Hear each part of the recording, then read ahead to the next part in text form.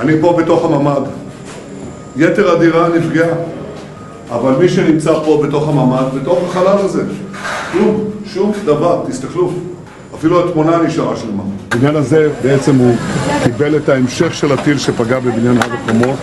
רובו ישן, לא היו בו רכבי ביטחון למיטב ידיעתי, אבל כל מי שהיה לו מרחב ביטחון והיה בפנים, כולל פה, בחדר שהייתי בו עכשיו, ובגרמי מדרגות. ובגרמי המדרגות בבניין שנפל, לא קרה להם כלום. מי שהיה במרחב מוגן, ניצל.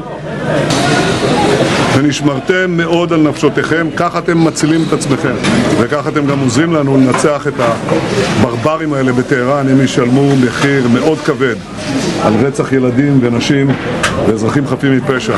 אנחנו נשיג את כל המטרות שלנו, ונסיר את האיום הקיומי הכפול, גם של הגרעין וגם של אלפי טילים כאלה.